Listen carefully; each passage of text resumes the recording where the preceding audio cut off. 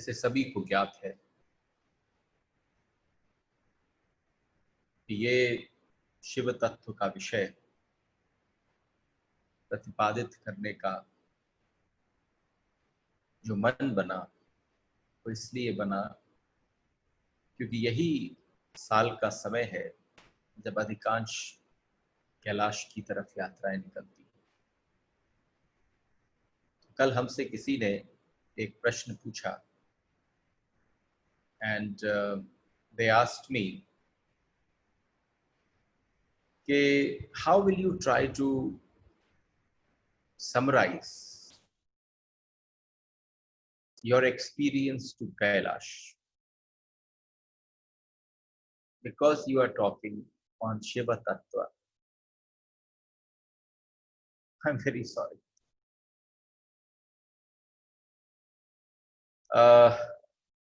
It's larger than life, larger than the thoughts that I carry, larger than anything that I have, you know, you realize it when you are there on that trip. And we exchanged few messages. And when we exchanged few messages, I said, okay, let me just see if something comes when I sit on the Vyas page to share.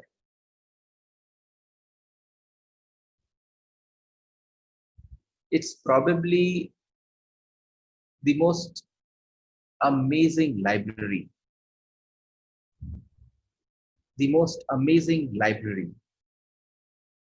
in this universe.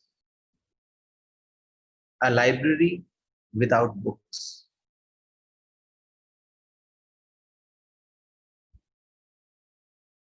You really don't know what is absorbed. First time, because we all, हम सब बड़े आदी हो गए। हम सबकी स्मृतियों में हमारा मंदिर जाना, हमारा दर्शन करना, सब कुछ बिल्कुल साधारण सा हो गया है। और फिर आप एक ऐसे स्थान पर जाते हैं, the moment you go to Kailash, आप जैसे ही आप उस परिधि में, आप ये समझना कि नेपाल तक कोई यात्रा नहीं, लासा तक कोई यात्रा नहीं। जब आप कैलाश क्षेत्र में पहुंचते, उस कैलाश क्षेत्र में इंट्रोड्यूस्ड होने के साथ ही the first time when you, and I would also say, बहुत सारे लोग हैं जो बिना परिक्रमा के ही वापस आ जाते। मुझे लगता है entering into that circumambulation of Kailash is actually walking through the biggest divine mystic library of this universe. Something happens to you. आपको कितना awakened जाना चाहिए। मैंने आपसे एक बात कही थी कि when we start this talk on Shiva Tattva,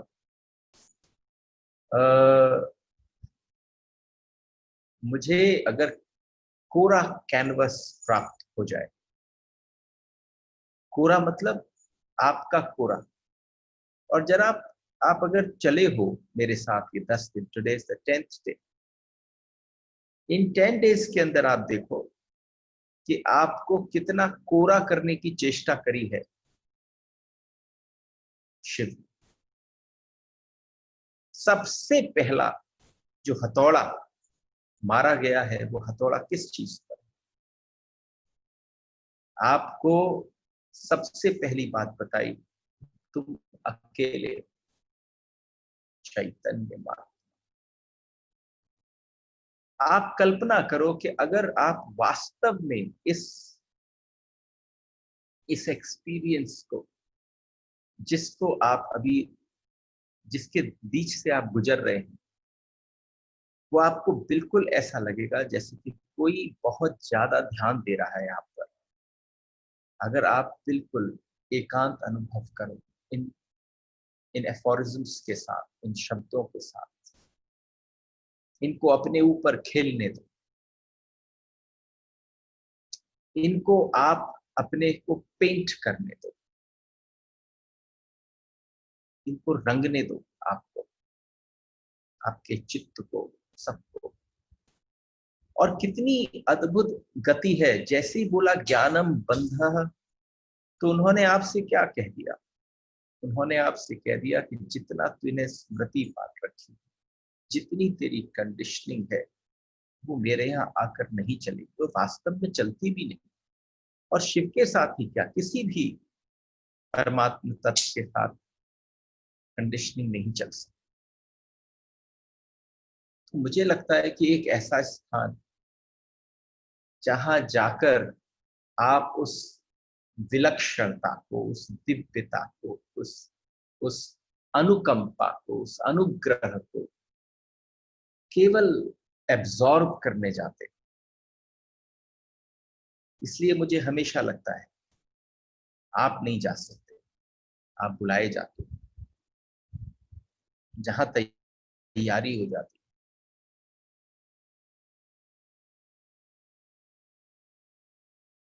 उसके पश्चात आप बुलाए जाते। जब आप बहुत वैसी वजह से बुलाए जाते, जब आप दुनिया में सुंदरता की बात करते हो, सत्यम शिवम सुंदरम कहा, तो हमने कहा सबसे गजब की सुंदरता इस दुनिया में किस चीज में? What is the most amazing beauty? The flowering of the consciousness is the most amazing beauty in this world. लेकिन वो हम सिर्फ शास्त्रों में पढ़ते हैं, वो हम ग्रंथों में पढ़ते हैं। एक अंबिका जी ने प्रश्न किया मुझसे कल, उन्होंने भी बड़ा अ, अच्छा प्रश्न था। उन्होंने मुझसे कहा, जब आपने कहा कि महावीर ने अकेले ऐसे 24वें तीर्थंकर हैं जिन्होंने 2 सही और 2 गलत ध्यान बताए, तो ध्यान भी गलत हो सकता है, ध्यान भी गलत हो सकता है। तो उन्होंने पूछा कि जो हम कहते हैं कि अगर हम क्रोध में होते हैं, तो जो हमारा क्रोध है और परमात्मा का जो क्रोध है, जिसको हम रौद्र रूप जानते हैं, उसमें एक डिफरेंस क्या है? I hope if Ambika ji is here and she would understand that this is the same question that she asked. तो आप समझिए, एक क्रोध आपकी बेहोशी का हिस्सा है, एक वो क्रोध है जो आपको, आपसे हो रहा है, आपकी सारी चेतना एक जगह पर इकट्ठी हो रही, चेतना इकट्ठी, किसकी? क्रोध की। चैतन्य इकट्ठा नहीं हो रहा है, आपकी जो भी चेतना जो फैली हुई है, जिसको आप ऊर्जा कहते हैं, जिसको आप शक्ति कहते हैं, वो सारी दिशाओं में फैल गई। और जब आप क्रोध में होते हैं, तो वो बड़े से बड़ा काम, आपके जीवन में कुछ लेवल्स हैं कॉन्शियसनेस के, आपके जीवन में ऊर्जा के भी तल हैं। और जब आप ऊर्जाओं के तल से गुजरते हैं, तो जो आप रहते हैं वो सबसे साधारण तल पर। ये बात वैसे तो आगे आनी चाहिए थी, आएगी, लेकिन अगर मैं यहाँ इसको हल्का सा स्पर्श करूं, तो जैसे आप एक पॉकेट मनी अपने पास रखते हैं, और जो पॉकेट मनी है वो ऊर्जा का तल है जो आप दिन भर के खर्चे में इस्तेमाल करते हैं। जैसे उठ लिए, बैठ लिए, नहा धो लिए, फोन पर बातचीत कर ली, मुस्कुरा लिए, किसी से भेंट कर ली, कहीं थोड़ा बहुत चले आए, मार्केटिंग कर ली, कुछ और काम वाम कर लिया। वो खीसे का जो पैसा है, जो आपकी पॉकेट मनी है। लेकिन जैसे ही कोई बड़ा काम करने की आवश्यकता होती है, तो then you can not do it from your pocket money, आपको थोड़े दूसरे तल पर उठना पड़ता है। बिल्कुल उसी प्रकार से है कि जब आप नॉर्मल कोई गुस्सा करते हो, अरे क्या कर दिया, तो एकदम आप देखते हैं आपकी जो आवाज सॉफ्ट प्यारी सी, जो जानता नहीं है कि अरे इसकी आवाज इतनी फटे बांस की भी हो सकती है, एकदम बांस, एकदम आवाज जो है वो आपकी है या किसी और की है। सब कुछ जब बदल जाता है, लेकिन आप उसको करने के बाद पछताते हैं, ये क्या हो गया मुझसे। क्योंकि वो बेहोशी में हुआ। लेकिन अगर आपने किसी रूप को, जिसकी आपने सिर्फ देखा ना हो, सिर्फ शास्त्रों में पढ़ा हो कि शिव अपने रौद्र रूप में आ गए, जब शिव का रौद्र रूप हुआ तो वो परम होश की अवस्था थी। सारा मापदंड जो है वो होश का है। उसमें रौद्र जरूर है, लेकिन उसमें बेहोशी वाला क्रोध नहीं है। वो हो सकता है कि किसी स्थिति पे किसी अमर्यादित को, किसी अधार्मिक को, किसी अधर्म के पथ पर चलने वाली किसी परिस्थिति को उसको सही करने के लिए और उसको खूब समय दिया हो सही होने का, तैयार होने का। सो द डिफरेंस बिटवीन एक मनुष्य का रौद्र रूप है, रौद्र क्या है, उसको आप रौद्र कह ही नहीं सकते, क्रोध रूप कह सकते हैं। रौद्र की तो आप कल्पना भी नहीं कर सकते। कभी समय आएगा तो आपको रौद्र रूप के विषय में बताएंगे। बिकॉज रौद्र is something which will burn you, you will not exist. अगर हम कहा जाता है कि एक बार आ ही जाए तो क्यों तुम छोटी छोटी क्वांटिटीज में क्रोध करते हो, एक बार कर ही डालो ना। लेकिन तुम्हें उसको झेलने की भी शक्ति होनी चाहिए। तुम अंदाजा लगा सकते हो कि एकदम ब्लड प्रेशर जंप कर जाए उतना कि तुम्हारा शरीर न संभाल पाए। बिल्कुल ऐसा है जैसे तुम सीधे खड़े हो और एक आदमी से दिया जाए तू 24 घंटे सीधा खड़ा रहता है, तू 24 घंटे शीर्षासन कर ले। अरे शीर्ष आसन अगर पूरे 24 घंटे कर लिया तो तुम समझ सकते हो ये माथे का क्या होगा। इतनी नाजुक इसके अंदर स्नायु और सेल्स और इसमें नसें हैं कि वो उस गति के प्रवाह से, उस लहू के प्रवाह से फट जाएंगे। तो बात कल की ही है और इसमें कोई और प्रवेश नहीं हो सकता है। सबसे बड़ी बात है कि जो पुनरक्ति कर रहे हैं वो पुनरक्ति ही जो है, इस बात को समझ लेना चाहिए कि जब किसी ने कह दिया कि जो बार बार चित्त मंत्रम, चित्त ही मंत्र है, आपका परिचय नहीं हो पाता है, हुआ नहीं, आपसे परिचय नहीं हुआ। और the moment Shiva comes here और वो आपके सामने एक तत्व को प्रस्तुत करते हैं और कहते हैं जरा अपनी ओर देख, देखा कहाँ है तुम तो सिर्फ बाहर वाले अपने आप को देखते हो। और जहां चित्त की बात आती है वहां अगर तुम शिव शिव के पास पहुंचे और शिव कहे कि जरा देख तू क्या दोहरा रहा है बार बार, जैसे ही तेरे को पता चल जाए कि तू क्या दोहरा रहा है तो आप समझना दोहराना उसी समय बंद हो जाएगा। ये कैसा है, जैसे एक आदमी बैठा बैठा अपना पैर हिलाता रहे हिलाता रहे हिलाता रहे और सामने वाला आदमी डिस्टर्ब होता रहे तो वो क्या गया, अरे पैर पैर को रोको। तो जहां उसने पैर की तरफ इशारा किया आप अनायास ही, आपको पता ही नहीं था कि हिल रहा है, आपको पता ही नहीं है कि आप पुनरुक्ति कर रहे हो, लेकिन एकदम कोई उस तरफ उंगली पिन पॉइंट कर देता है, आपका पांव रुक जाता है, आपकी पुनरुक्ति रुक जाती है। इसलिए और मैं तुमसे कहता हूं संसार की फिक्र छोड़ दो, जहां रह रहे हो ये ऑटो मोड में है, कुछ नहीं कर सकते। किसकी फिक्र करो, जो अंदर निग्लेक्टेड बैठा है। हम परमात्मा शब्द कितनी बार यूज करते हैं, लेकिन आप समझना वो आत्मा भी है, वही परमात्मा है। एक बार उस तक पहुंचने के बाद जो मार्ग प्रशस्त होता है वो परम सत्ता तक प्रशस्त हो जाता है। संसार की परवाही मत करो, परमात्मा पर ध्यान लगाओ। तुम क्रोधी हो, सारी दुनिया क्रोधी है, क्रोध पर आंख मत गड़ाओ, मत गड़ाओ। किस पर गड़ाओ, गड़ाने की आवश्यकता ही नहीं है। जिस पर भी गढ़ाना प्रारंभ करोगे, जिस पर ध्यान देना करोगे, तुम पाओगे कि जहां पर एक गति आ जाए जो तुम्हें लगता है कि अगर मेरी गति किसी लोभ में, मोह में, मद में, काम में कहीं पर भी है, उसकी ऊर्जा को केवल पॉजिटिविटी की तरफ ले जाओ, उसे कहीं और की तरफ ले जाओ। क्रोध पर आए तो करुणा पर ले जाओ। तुम तो सही हो, उसको ध्यान में लगाओ। जो तुम्हारे को पता चलता है, और ऐसा नहीं है जो क्रोध में घटता है उसको जलन महसूस होती है, बिल्कुल अवश्य महसूस होती है। जैसे जैसे सही में शक्ति बढ़ेगी वैसे वैसे गलत में शक्ति विसर्जित होती चली जाएगी। सही का बढ़ने का मापदंड ही यह है कि गलत में विसर्जित, क्योंकि शक्ति तो एक ही है, शक्ति भिन्न भिन्न नहीं है। तुम सब तरफ नहीं लगा सकते। अगर तुमने शांत होने की तरफ चेष्टा कर दी तो तुम अशांत होना चाहोगे तो भी नहीं हो पाओगे। क्यों? क्योंकि जो शक्ति शांत होने की तरफ बह गई अब वो अशांत नहीं कर सकती। ये आपके बहाव है। This is how you flow.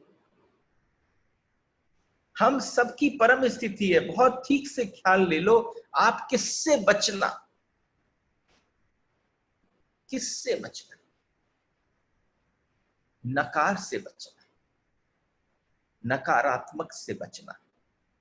कोई लटक गया है तुम्हारी खोपड़ी के ऊपर, मन के ऊपर, तुम्हारी स्मृति में कोई लटक गया है, तुम उससे बचना। क्योंकि छोड़ने में ही तुम सम्मोहित होते चले जाओ। जहां तुमने छोड़ने की भाषा प्रयोग करी, तुम उसको इतना रटोगे और उतना ही पकड़े जाओगे, उतने ही उसके साथ बंध जाओगे। इसलिए जो तुम्हें छोड़ने की भाषा बता रहा है, मुझे नहीं लगता he would know anything about this life। वो भले ही गुरु के वेश में हो, वही सन्यासी हो, कोई भी, लेकिन अगर कोई आपको सम्मोहित कर रहा है किसी भी बात से। एक आदमी एक होटल में गया, उसने वहां चेक इन रिसेप्शन पर जाके कहा कोई कमरा खाली है, तो उसने कहा देखिए नहीं है। उन्होंने कहा कमाल है, आप पॉज करने के बाद बोल रहे हैं कि कमरा खाली नहीं है, देखिए जरा चेक करिए आपके पास कोई कमरा खाली है। तो रिसेप्शनिस्ट ने कहा वी हैव अ रूम। पर चक्कर क्या है कि वो हमारा एक बड़ा रेगुलर कस्टमर है, पर थोड़ा सा पागल आदमी है। मतलब ये कि जिस कमरे में वो रहता है, हम उसके ऊपर वाला कमरा कोशिश करते हैं कि खाली रखें, हम देते नहीं है किसी को। क्यों? क्योंकि महाक्रोधी है, महाउपद्रवी है। तो उस आदमी ने कहा देखिए पूरे दिन मुझे काम है, अभी तो बस में जाके सिर्फ सामान रखूंगा और चला जाऊंगा, सामान भी आप रखवा देना। मैं तो रात को 11-12 बजे पहुंचूंगा होटल वापस, और होटल में वापस आकर और कुछ नहीं करना, मुझे सिर्फ 3 घंटे की नींद चाहिए। 5 बजे की मेरी फ्लाइट है, तो 3 बजे मैं फटाफट एयरपोर्ट के लिए निकल जाऊंगा। आप कुछ भी करिए, I really need the room, मेरे को दे दीजिए। भाई इतनी जिद करी, इतना समझाया, होटल वालों ने वो कमरा दे दिया। उन्होंने कहा अच्छा ठीक है, आपके ऊपर है, अब आप समझ लेना। तो भैया वो आदमी जो था वो थका मांदा 12 बजे लगभग कमरे में पहुंचा। कमरे में जैसे ही पहुंचा, बिस्तर पे लेटा, जैसे हम थके मारे आते हैं, तो एक जूता छोड़कर उसने फर्श पर पटक दिया। और जैसे ही उसने जूता फर्श पर पटका, एकदम उसे स्मरण आया, ओहो एक उपद्रवी नीचे रहता है, एक उपद्रवी इसके नीचे वाले कमरे में है। तो वो एकदम थकी स्थिति में भी बैठ गया उस बिस्तर पर, और बिस्तर पर बैठकर बड़े धीरे से उसने अपना जूता उठाया और बिल्कुल बिना आवाज करे नीचे रख दिया। बड़े आराम से उसने सोचा उसने कोई गड़बड़ नहीं करी, जाकर बड़े मस्ती से सो गया। 15 मिनट भी नहीं हुए थे, 15 मिनट के बाद वही आदमी दौड़कर दरवाजे पर आया, नीचे की मंजिल से ऊपर पहुंचा। उसने भड़ भड़ भड़ भड़ भड़ भड़ करके दरवाजे को पीटा। ये घबराया, एकदम दरवाजे पर पहुंचा, और उस आदमी ने जैसे ही दरवाजा खोला तो उसने कहा क्या हुआ? मैंने तो कुछ नहीं किया। उसने कहा ये बता, एक ही जूता पहन के गया था, दूसरा कहाँ है? मैंने कहा लौट कर आ गया है, एक जूता पटक गया है। मैं 15 मिनट इंतजार करता रहा कि तू दूसरा भी पटकेगा, आदमी वापस आ गया है। मेरे दिमाग में ये कौंधना प्रारंभ हो गया कि दूसरा कहाँ गया, वो दूसरा लटका रह गया। मैं सिर्फ ये जानना चाहता हूं दूसरा कहाँ गया। और वो आदमी कमरे के अंदर घुस गया। आप समझ लेना सबके दूसरा जूता लटका हुआ। हम सबके माथे पर दूसरा जूता लटका हुआ है, वह नकार का है, वो नकारात्मक का है। वो जो नकार का है वह तुम यह छोड़ना, यह छोड़ना, यह बुरा, इतनी बुराइयां, जीवन छोटा मालूम पड़ता है, तुम छोड़ ना पाओगे, जगह जगह बुराई है, कोने कोने में बुराई है, सारे जीवन में बुराई भरी है। तुम्हारे साधु संत सिर्फ तुम्हें अपराध की तरफ बढ़ाते हैं। वो तुमसे कहते हैं ये भी गलत है, वो भी गलत है, उसको भी छोड़, उसको भी छोड़। तुम्हें एक मार्ग नहीं देते कि जिसको है एक अच्छाई को साध ले, जो तेरे जीवन में है वो चलने दे, उसको कोई छेड़ने की जरूरत नहीं है। तू उसकी पुनरक्ति से बच, तू नकार से बच, तू सकार को साध। लेकिन हम सकार साध नहीं पाते, नकार बड़ा हो जाता है। हम शरण में पहुंच जाते हैं सैकड़ों की, जाकर उनसे लेते हैं, उनकी बातें बड़ी तर्कयुक्त मालूम पड़ती हैं। वे ये कह रहे हैं कि जब तक अंधेरा ना जाएगा तब तक प्रकाश जलेगा कैसे। और मैं तुमसे कहता हूं, अगर तुमने उनकी बात सुन ली तो तुम्हें वो बात बिल्कुल तर्कयुक्त लगती होगी कि अगर जब तक तुम्हारे जीवन में अंधेरा नहीं मिटेगा तब तक प्रकाश नहीं आएगा। लेकिन प्रकाश और अंधेरे का नियम क्या हम सब नहीं जानते कि अगर घोर अंधेरा है तो कोई हटाने की जरूरत नहीं है, सिर्फ प्रकाश करने की आवश्यकता है, अपने आप अंधेरा गायब हो जाएगा। तो आप समझना, हमें भटकाया गया। क्यों? क्योंकि भटका ही आया सामने, उसका प्रोसेस थोड़ा गलत हो गया था। और एक समझो, इतनी रिच डाइवर्सिटी के इस कल्चर में हम लोगों का जन्म हुआ। हम सनातनी हैं, हम शाश्वत हैं, हम परम जिस सत्ता को मानते हैं वो नित्य है। और आप समझना, जो सदैव नित्य है उससे बड़ा सकार कौन हो सकता है। लेकिन हमने वो बातें नहीं मानी, हमने अपनी डेफिनेशंस निकालने की चेष्टा करी। हमने ये गलत, वो गलत, गलत, ये गलत, वो गलत, इसको छोड़ो, इस गलत को छोड़ो, इसमें पड़ गए और फंस गए।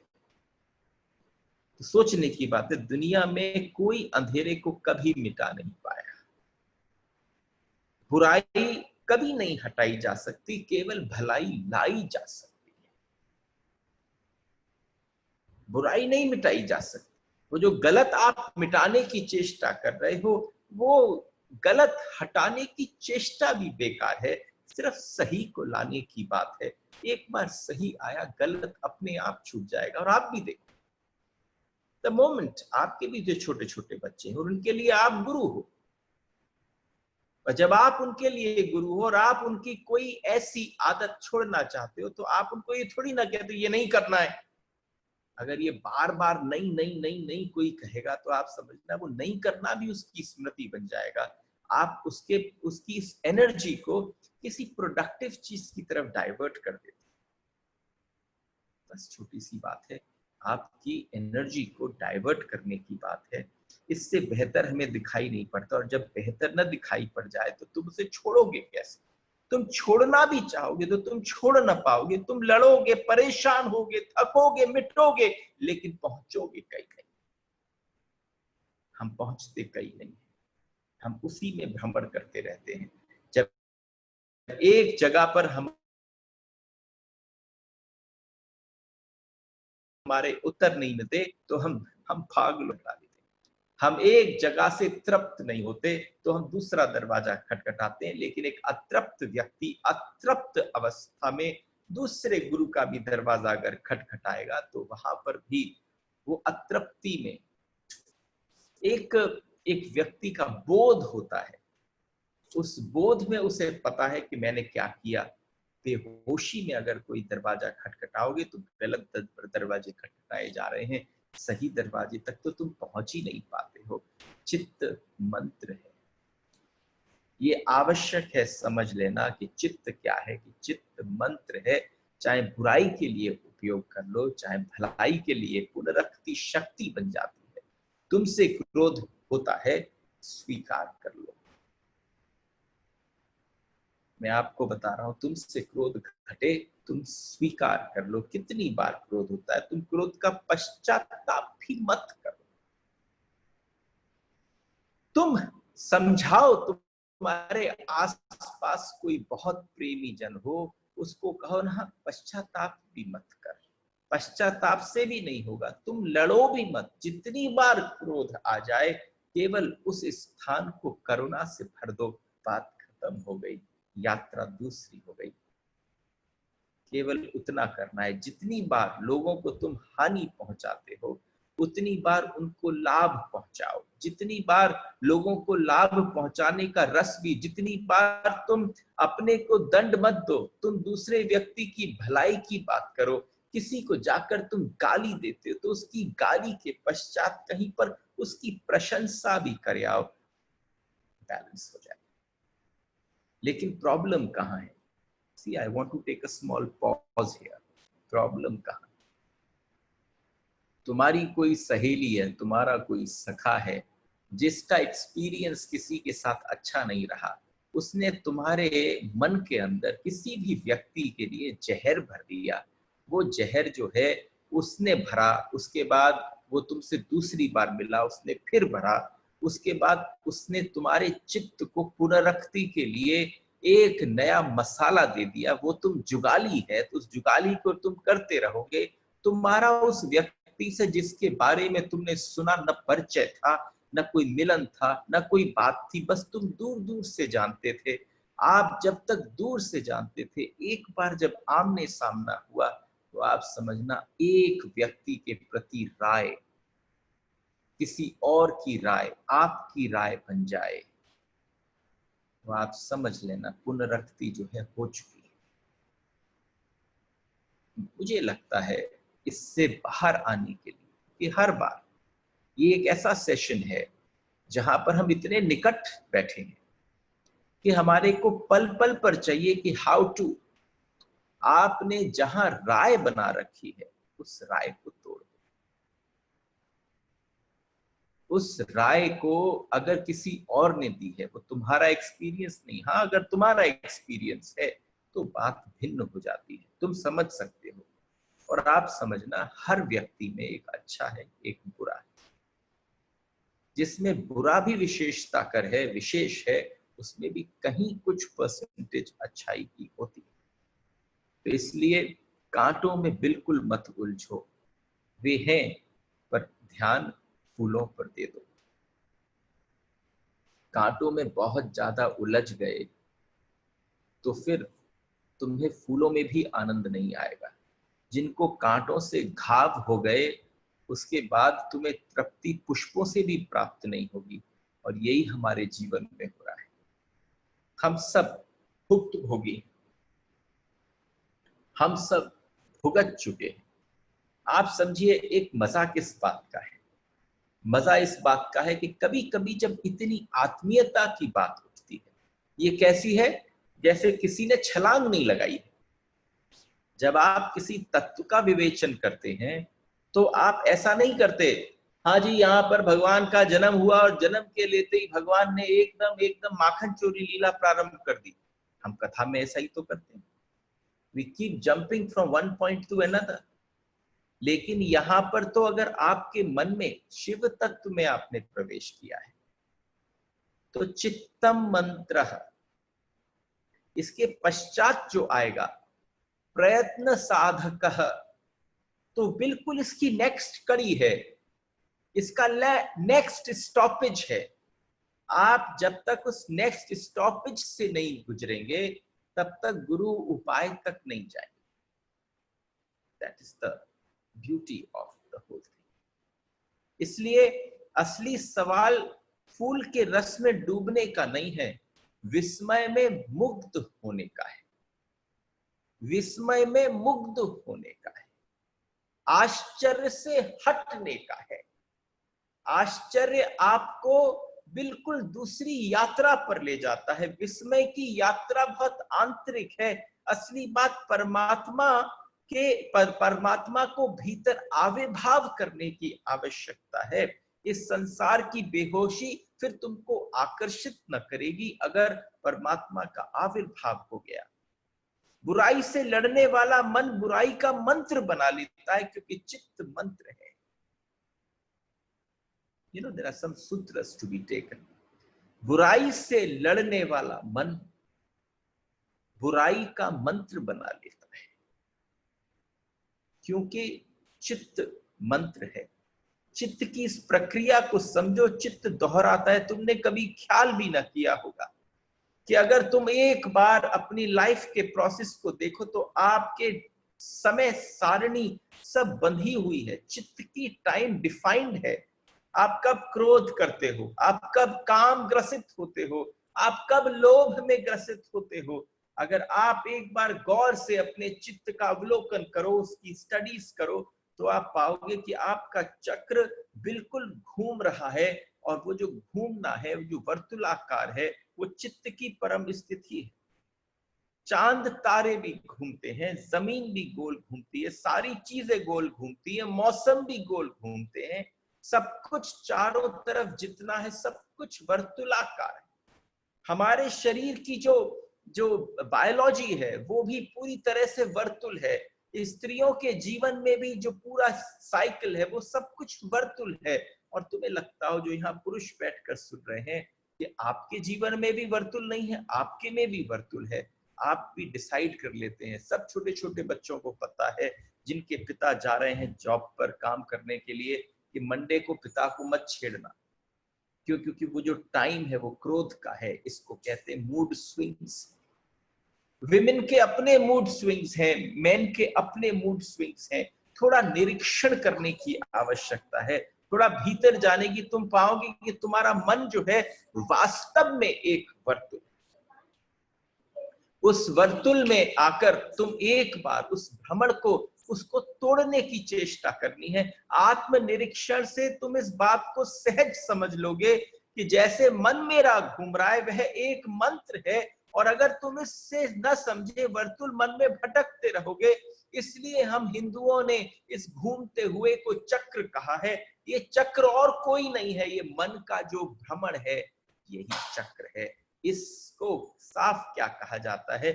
इस वर्तुल के बाहर सिर्फ एक चीज है, और वो है ध्यान, जो आपने अपने आप नहीं घटती। एक केवल एक चीज है। This is your how two of चित्त मंत्रम। यह आपके चित्त ही आपका मंत्र है। ये वर्तुल है। इस वर्तुल से बाहर आने की जो प्रक्रिया है, इससे बाहर निकलने का जो प्रोसेस है, इसके एक ही चीज है जो बाहर आपको ला सकती है इस सर्कल से, इस विशियस सर्कल से, vicious circle of thoughts, vicious circle of the life that you are leading. इस ध्यान, बाकी सब अपने आप घटेगा। तुमको कुछ भी करने की जरूरत नहीं। तुम जैसे चक्के पर बैठे हो, चक्का अपने आप घूम रहा है, तुम उसमें बंधे हुए घूमते रहोगे। सिर्फ एक घटना है, इस वर्तुल के बाहर तुम छलांग लगाकर चक्र के बाहर निकल जाओ। इस वर्तुल से तुम छलांग कैसे लगाओगे? वो छलांग ही ध्यान है। That is the introduction of meditation in one's life. सब चीज घूम रही है और एक चीज स्थित है। वो स्थित ही छलांग लगा सकती है इस घूमती हुई परिधि से, इस घूमती हुई धारा से। अगर आप इस धारा से बाहर निकलना चाहते हैं तो उसका हाउ टू जो है वो सिर्फ ध्यान है और कुछ भी नहीं है। उसके पश्चात ही जिस अवस्था की उपलब्धि होती है उसको शिवत्व कहते हैं। उसके पश्चात सारी बातें, ध्यान वर्तुलाकार नहीं है। ध्यान बिल्कुल कोई सर्कल नहीं है कि घूम रहा हो, ऐसा जैसे कि कोई कुम्हार मिट्टी के बर्तन बना रहा हो और वो सब कुछ घूम रहा है। जो उसके बीच में बैठा है, जो केंद्र में है, जो घूमता नहीं है, जिसके चारों तरफ सब कुछ घटता है। ध्यान एक स्थिति है, मन एक गति है। ध्यान ठहराव का नाम है, मन भटकाव का नाम है। भटकाव भी कुछ नई जगहों पर नहीं है, फिर बस वहीं उन्हीं जगहों पर जो भटकाव होता है। भटकाव कैसा है कि जैसे कोलू के बैल की तरह घूम रहे हो, सचेत होकर देखोगे तो समझ में आ जाएगा कि कोई सिद्धांत नहीं, ये तथ्य है, ये कोई दर्शन शास्त्र नहीं, ये कोई कोई और भावना नहीं, कोई प्रिंसिपल नहीं है, ये सिद्धांत नहीं है, तुम्हारे मन का वर्तुलाकार भ्रमण है, तुम्हारे मन का मंत्र की भांति हो जाना, ये तुम्हारे जीवन का तथ्य है। इस तथ्य से बाहर निकलना है। इस तथ्य से बाहर कैसे निकलेंगे? इस तथ्य से बाहर निकलने के लिए हमें शिव ने अपनी तरफ दूसरा सूत्र फेंका है, और जो दूसरा सूत्र है वो है प्रयत्न साधकः चित्तम मंत्र और प्रयत्न साधकः। देखो, छोटा सा शब्द है, हिंदी में भी बड़ा यूज होता है, प्रयत्न और साधक। प्रयत्न ही साधक है, आपका प्रयत्न ही सब कुछ है, आपकी कोशिश ही सब कुछ है। क्या क्या चीज गिर गई प्रयत्न शब्द यूज करते हैं? आपके व्रत गिर गए, आपकी कसमें गिर गई, आपके उपवास गिर गए। यानी आप जो जो चीजों को लेते हो, उस वर्तुलाकार थॉट प्रोसेस को तोड़ने के लिए कसम लेते हो, व्रत करते हो, उपवास करते हो, बच्चों से प्रॉमिस करते हो, वो सब कब टूट जाते हैं? जब आप प्रयत्न करते हो। कहा जाता है सारी चीजें टूट जाती है, प्रॉमिसेस टूट जाती है, लेकिन कोशिश कामयाब है। तो शिव क्या कह रहे हैं? प्रयत्न साधका। प्रयत्न का अर्थ है इस चित्त के चक्र के बाहर निकलने की जो चेष्टा है, इस चक्र के बाहर, इस मन के वर्तुलाकार अवस्था के बाहर जो प्रयत्न है करने की, बाहर निकलने की जो चेष्टा है, उसको उसको कहा है प्रयत्न साधक। यानी जो निकल गया वो सिद्ध है, और जो निकलने की चेष्टा कर रहा है वो साधक है। तो अभी सिद्ध की अवस्था बहुत दूर है, अगर कोशिश करनी है तो साधक बन जाते हैं, कोशिश करते हैं उससे बाहर निकलने की। और आप एक बात समझना, अगर आपने ये चर्चा जो मेरे और आपके बीच में संवाद है, इसको सिर्फ शब्दों की भांति समझा, तो जैसे हजारों शब्द दिन भर चल रहे हैं आपस में, ये वही काम करने वाले हैं। लेकिन अगर आपने इनको अपने जीवन में छलनी और हथौड़ी का काम करने दिया, वास्तव में क्या होना चाहिए कि अगर कोई व्यक्ति किसी चीज का एक्सपीरियंस करने के लिए कुछ करे चाहे ना करे, उसे केवल एक काम करना चाहिए, जहां उसे दिख जाए कि यहाँ पर मेरा मार्ग जो है वो पूरा जीवन परिणत होने की अवस्था पर है, तो वो शब्द ना सुने, उन शब्दों को छलनी और हथौड़ी बना दे। जहां वो शब्द छलनी और हथौड़ी बने, तुम समझना काम करना चालू पड़ जाएंगे। जब तुम निकल पड़े तभी तुम निकल पाओगे, उतना ही प्रयत्न करना होगा, तुम्हें साधक बनना होगा, और जो उससे निकल जाता है वो सिद्ध। क्या करना है? साधक बनना है। जितना चित्त को बांधने में तुमने किया है, जितना तुमने मेहनत चित्त को बांधने में किया है, चीजों के साथ जुड़ने में किया है, चीजों को एक दूसरे में जमा करके रखने की चेष्टा करी है, तुमने इतनी कोशिश से स्मृतियां बनाई। कितनी दिक्कत वाली बात है, स्मृतियां नहीं टूटती तुम्हारी। उसके लिए क्या करना पड़ता है? तुम्हें बार बार उनको पुनरुक्त करना पड़ता है। कोई छोटी सी घटना घट रही हो तो तुम्हारे जन्म से लेके, विवाह से लेके और अगले 30, 35, 40 साल तक की सारी स्मृतियां बार बार तुम्हें याद आ जाए, तुमने उसकी कितनी चेष्टा करी। यानी प्रयत्न साधकः, जितनी तुमने स्मृतियां बनाने में कोशिश करी, उससे ज्यादा तुम्हें मेहनत करनी पड़ेगी उनको काटने के लिए। चित्त तुम्हें अपने रंग में रंग देता है। चित्तः मंत्रः का मतलब क्या है? कि चित्त ने तुम्हें अपने मंत्र, उसमें रंग में रंग दिया है। कोई और आवश्यकता नहीं है, तुम्हें कोई नहीं रंग सकता। लेकिन उसने रंग दिया। ये बड़ी कठिनाई है। मैं तुमसे बोल रहा हूं और तुम सुन रहे हो, मैं तुमसे बोल रहा हूं और तुम सुन रहे हो, लेकिन तुम कितना सुन रहे हो? जितना तुम्हारा चित्त सुनना चाहता है। जहां चोट पहुंचाने की बात वाली बात होती है, वो तुम्हारा चित्त अंतर तक जाने ही नहीं देता। यानी चित्त तुम्हें उतना ही रोक रहा है, चित्त तुम्हें उतना ही तोड़ रहा है। लेकिन तुम सुन रहे हो, तुम्हारे चित्त बीच में खड़ा है। मैं जो भी कहूंगा उसकी छलनी में छनकर तुम तक पहुंचेगा। तुम उस छलनी को हटा देना, वही प्रयत्न है। उसको ही हटाना पड़ेगा। अगर वो नहीं हटा, चित्त अपना रंग उस पर फेंक देगा। यही होता है। कहा मैंने आपसे कहा, ये तो बड़ी पेशेंसी सुनने की बात है। नहीं तो सूत्र कितने से एक एक शब्द के हैं, ये तो 3 या 4 दिन में भी बोले जा सकते थे। हर बार जब कोई नया विषय उठाते हैं तो हमसे पूछा जाता है कितना समय लगेगा। हमने कहा पता ही नहीं, just can not say how much time will it take. क्यों? क्योंकि उसमें घुसने के बाद पता चलेगा। और अभी मुझे पता है तुम्हारे पास भी समय है, मेरे पास भी समय। किस बात का समय? क्योंकि इस समय अगर कोई आपसे कहे, फोन करके कहे हाँ आप घर पर ही हो, आपको नहीं नहीं I am out for a stroll, तो इससे बड़ा झूठा वक्तव्य कैसे हो सकता है? इस समय तो तुम हो ही घर पर। जब घर पर ही रहना है तो एक बात समझो, जो रंगाई पुताई हो रखी है पास्ट की, तुमने इस समय को कैसे उपयोग किया, ये तुम अगले वर्ष सोचोगे। मुझे लगता है प्रयत्न साधकः तुम्हारा मूल मंत्र हो जाना चाहिए। ये आपको बार बार स्मरण आना चाहिए कि क्या मैं चित्त के पुरानी स्मृतियों से रंगे हुए इस चित्त को के रंग हटा पा रहा हूं या नहीं, हटा पा रही हूं या नहीं।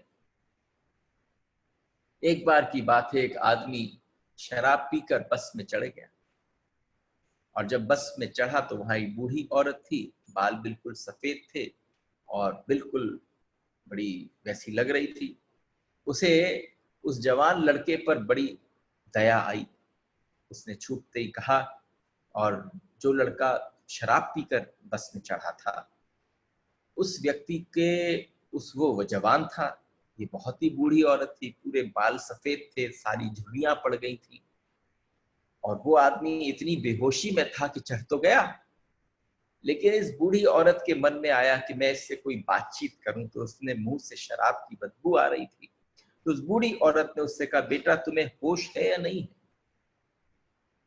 जैसे एक अमूमन आप देखते हैं कि बूढ़ा व्यक्ति का बड़ा मन करता है कि किसी जवान को कुछ बोले, तो उसने भी बोल दिया, बेटा तुम्हें होश है या नहीं है, तुम सीधी नरक की यात्रा पर जा रहे हो। आप समझना उसने क्या बोला। उसने बोला, बेटा तुम सीधी नरक की यात्रा पर जा रहे हो। एकदम वो लड़का उचक कर खड़ा हुआ और उसने कहा, रोको रोको रोको रोको रोको, मैं गलत बस में चढ़ गया।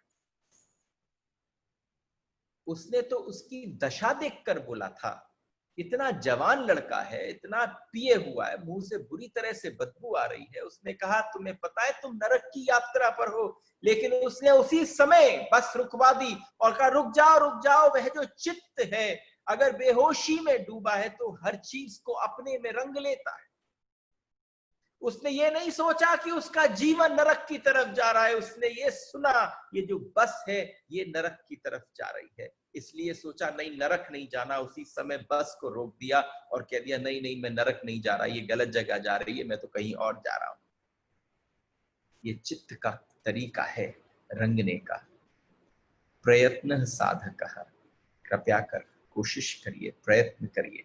वे समझे कि अच्छा ठीक है, जैसे ही तुम्हारा चित्त 24 घंटे 365 दिन सिवाय इस बात की और कुछ भी नहीं कर रहा है, बात बहुत जटिल हो गई, वह ये चित्त को अलग करके सुनने की चेष्टा, जो चित्त को अलग कर दे। कैसे करोगे? तुम उसकी छननी में तो छन कर सुन रहे हो। क्या करने की आवश्यकता है? श्रोता कौन है? Who is a listener? शब्द है ना, एक हियरिंग है और एक लिसनिंग है। हियरिंग में तो सारे शोरगुल सुनाई दे रहे हैं, लिसनिंग में थोड़ा बहुत अंदर जा रहा है। वो लिसनर कौन है? वो लिसनर है जो चित्त को अलग कर सुनने की चेष्टा कर रहा है। वही श्रावक है, वही सम्यक श्रवण है। ये वही सम्यक श्रवण है कि चित्त को तुम हटा दो और सीधा सुनो। यानी चित्त तक तुम्हारी वो धारा जो है, चित्त को साइड कर दो। तुम किसको करो? तुम पूरा का पूरा शुद्ध पियो। शिव केवल वही चाहते हैं, तुम्हारे जीवन में जो भी कुछ घटे उसकी पुनस्मृति न हो, उसको वर्तुल न बने, वो नरक का द्वार न बने, वो नरक पर चलने का मार्ग न बने। तुम श्रावक बन जाओ तो सम्यक श्रवण कर पाओ। चेष्टा करनी पड़ेगी, महत चेष्टा। आलस में पड़े रहने से तुम बाहर न निकल पाओगे। इस वर्तुल के, कोई पड़ा पड़ा वर्तुल के बाहर हो जाए, पड़ा पड़ा तो वर्तुल घूमता ही रहेगा चक्र की भांति। एक छोटी सी बात है कि आपने देखा है तोते बंदर कैसे पकड़े जाते। एक बहेलिया होता है, जब वो बहेलिया कहीं पकड़ना चाहता है तो एक रस्सी बांध देता है इस कोने से उस कोने तक, और जैसे ही वो रस्सी बांधता है तो तोते उसके ऊपर बैठते हैं। उनका वजन डगमगाता है और वो पैर को तो पकड़े रहते हैं और उल्टे हो जाते हैं। अब उनको पता है दूर से बहेलिया दौड़ता हुआ आ रहा है, कुछ नहीं करना पड़ता, कोई जाल नहीं बिछाना पड़ता, बस एक रस्सी लगानी पड़ती है। अब तोता उल्टा है, उसका सर नीचे है, उसके पांव जो है उसने पकड़ रखे उस रस्सी से। अब बहेलिया आता है और उस तोते को कस के बस पकड़ लेता है। तोता चाहता तो उसी समय अपने पैरों को छोड़ता, पर उसे डर लगता है कि कहीं मैं गिर न जाऊं, कहीं एकदम मैं सर के बल ही नीचे ना पाऊं। और तोता उस पर भूल जाता है कि उसके भी पंख हैं। अगर वो पैर हाथ छोड़ भी देगा, अपने जिससे पंजों को छोड़ भी देगा, तो एकदम जैसे ही गिरेगा पंख खोलेगा और वो मुक्त हो जाएगा। लेकिन वो ये भूल जाता है, बहेलिया की पकड़ में आ जाता है। मदारी जो है वो बंदरों को कैसे वो नचाता भी है, जब पकड़ता है तो कैसे पकड़ता है कि एक मटके के अंदर बहुत सारे चने डाल देता और बहुत सारे चनों को लेकर वो खूब सारे पेड़ों के नीचे एक एक घड़ा रख देता है चना भरकर। और जब बंदर पहुंचता है तो बंदर पहुंचकर दोनों मुट्ठियों से, दोनों हाथ भरकर एकदम चने निकालने की चेष्टा करता है। लेकिन चने जैसे ही दोनों मुट्ठियां भरती हैं, वो घड़े का जो मुंह है वो थोड़ा पतला है, हाथ उसमें से बाहर नहीं निकल पाते और वो पकड़ में आ जाता है। अब मुश्किल में पड़ा, अगर छोड़े रस्सी तो डर लगता है, अगर छोड़ दी रस्सी तो उसको डर लगता है और बहेलिया आकर और वो मदारी आकर उनको पकड़ ले जाता है। लेकिन हम भूल जाते हैं कि जो चीज हमने पकड़ रखी है उसको अगर छोड़ देंगे तो ही हमारी मुक्ति है। आपने चित्त पकड़ रखा है, उस चित्त को छोड़ दिया अगर, वहीं पर मुक्ति है। इतनी सी बात है, लेकिन आप चित्त को बीच में ही रखते हो। चित्त जैसे आपने कोई जज खड़ा कर दिया हो अपनी तरफ से कि जब तक इसको स्वीकार नहीं तब तक मुझको स्वीकार नहीं। परमात्मा कहता है मुझे बीच में उसकी आवश्यकता नहीं है, केवल तू खुलेआम तू आजा, नथिंग इज रिक्वायर्ड। तो सीधी सी बात है, एक किताब लिखी है हेमिंगवे ने, उन्होंने एक किताब लिखी और उन्होंने कहा मुझे दुख मुझे स्वीकार है। हेमिंगवे ने जो किताब लिखी उसमें उसका अगर सारांश कहें तो उसका सारांश है कि दुख मुझे स्वीकार है खालीपन की बजाय। I would choose suffering than nothingness. He wrote, ना कुछ मैं न चुनूंगा, इससे बेहतर है कि दुख चुनूं। ना कुछ, नथिंगनेस, खाली होना तुम पसंद ना करोगे। सबसे बड़ी पीड़ा इस बात की है, आपको कॉन्स्टेंटली कुछ चाहिए। जरा बैठ कर देखो थोड़ी, एक बार अगर आप बैठ कर देखो और बैठ जाओ तो आपका शरीर आपको खाली भी नहीं बैठने देता। आपका शरीर आपको उतनी देर के लिए भी खाली नहीं बैठने देता। जैसे ही आप खाली बैठते हो वो आपको बेचैन करना चालू कर देता है, आपको खुजली करना चालू कर देता है, आपको सूचना देना चालू कर देता है कि वो है। नरक भी ठीक है, कम से कम भरे तो हो। वह तोता लटका है, डर रहा है कि कहीं सब खो ना जाए। शक उसे भी है कि फंस गए, लेकिन फंसा होना ठीक है, कम से कम गिरने से। यानी दुख को स्वीकार करना आवश्यक है, कर सकते हो, आई कैन चूज सफरिंग, लेकिन नथिंगनेस को स्वीकार नहीं कर सकते।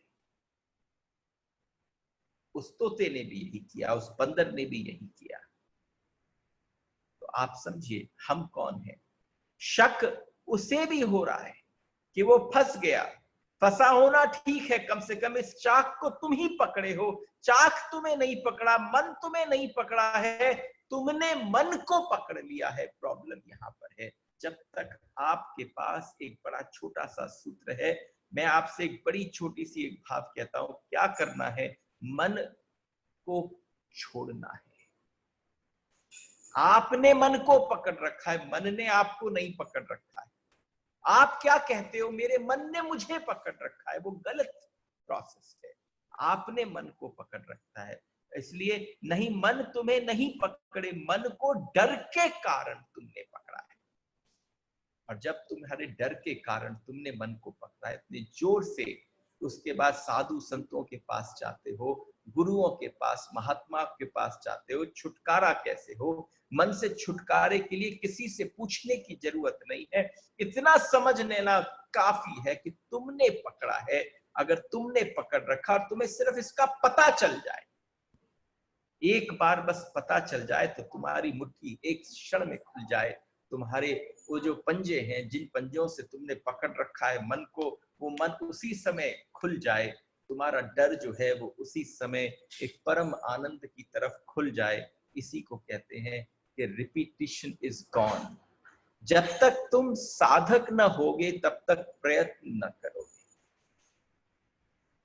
जब तक तुम प्रयत्न करोगे तब तक तुम साधक न बन पाओगे। प्रयत्न थोड़ा बहुत करते भी हो, लेकिन वह हमेशा आधा आधा होता है। एक आप लोग नहीं देखते, आपके जीवन में एक बात है, कभी कोई घटना घट जाए तो हाउ डू यू से 50-50? What happens? Did things materialize? पति आया एक बहुत बड़े ऑफिस से, आज बहुत इंपॉर्टेंट मीटिंग थी, घर में पहुंचा पत्नी के पास। बच्चे बड़े आस से बैठे थे, इंतजार कर रहे थे, आज पिताजी की बहुत इंपॉर्टेंट मीटिंग थी। तो जैसे ही वो घर में घुसा, उसने सबको देखा, पत्नी ने एकदम कहा, व्हाट हैपेंड? He says 50-50। जब 50-50 की बात आई तो एक स्मरण हुआ यार, एक बहुत इंपॉर्टेंट क्लाइंट आने वाला था किसी का बाहर से।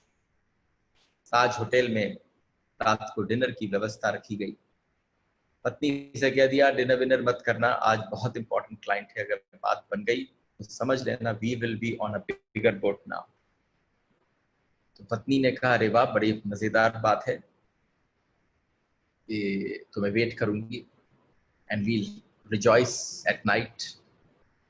पति लौट कर आया।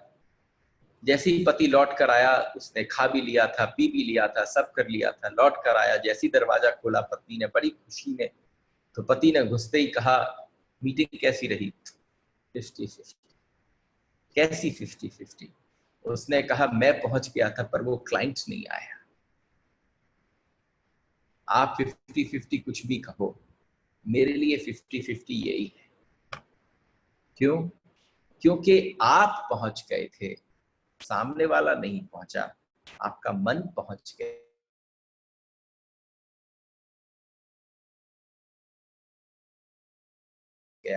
था, सामने वाला नहीं पहुंचा। आपने अपनी बात अभी पूरी नहीं हो पाई। जब तक पूरी ना हो पाए तब तक 50-50 चेष्टा कैसी करनी होगी कि 100% हो जाए। अगर अगर किसी समय जल को भी अगर जल को भी भाप बनना होता है तो 100 डिग्री चाहिए होता है। 50-50 पे वो कुनकुना रह जाता है। आपके जब तक एफर्ट्स जो हैं आपकी कोशिशें जब तक 100% नहीं होंगी तब तक कुछ नहीं होगा। जब भी आप आधे आधे हैं, बस ऐसे ही हैं और कुछ भी ना होगा, तुम आलस्य तुमको छोड़ना ही पड़ेगा। इसीलिए कहा प्रयत्न साधक कहा। मुझे बता दीजिएगा निके ji, when we are around 12 o'clock। तो जैसे ही कहा कि वो 50-50 है, ये 50-50 क्या है?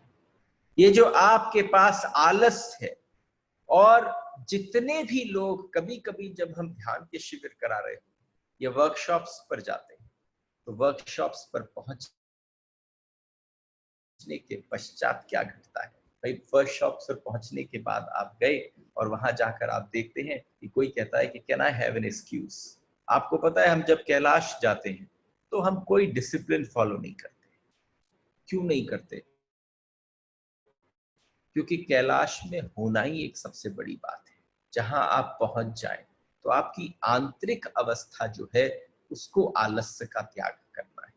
अगर वहां पर भी जाकर कोई गुरु आपको कोई एक प्रोसेस और एक तरीका या कुछ और करे, आपसे कहा जाता है वहां जाकर नितांत रूप में सिर्फ उसको स्वीकार करो जो आपको दिख रहा है। आप पढ़ो जो आपको वहां की सत्ता, परम सत्ता पढ़ाने की चेष्टा कर रही है। आलस्य आप छोड़ दो। और जब आते हैं लोग वो कहना चालू करते हैं कि ध्यान के प्रोसेसेस हैं, इतनी सिटिंग्स हो रही हैं, एकदम शिथिलता आ जाती है, आंख ऐसे कि पूरे समय शरीर गिरा गिरा पड़ा पड़ा रहता है। इसलिए क्योंकि जिस लेवल पर आप हो वो शायद पहला होगा। जैसे ही उससे पार हुए, आत्मा के लेवल तक पहुंचे, शक्ति का इतना संपादन होता है, फिर आपकी तरफ से कोई मेहनत नहीं होती। जीवन में प्रयत्न साधक के लिए एक्सक्यूजेस को त्यागना पड़ता है। यहां पर भी अगर कोई बात समझ में ना आए तो आप समझो क्या प्रयत्न है कि प्रश्न ही प्रयत्न है। प्रश्न आपने पूछा, जिज्ञासा आपने करी, और अगर वो अभी भी अंदर रह गई तो प्रयत्न से चूक गए। ये आज के सेशन का बात है। इस सेशन को यही विश्राम करते हैं। देखिए Guru Purnima is coming, so we will talk about गुरु उपाय टुमारो। एंड शिव ने जैसे तत्व को समझाया कि प्रयत्न साधक के पश्चात जो उपाय है वो कौन है? गुरु उपाय है। We'll take this tomorrow. सबको प्रणाम। राधे राधे।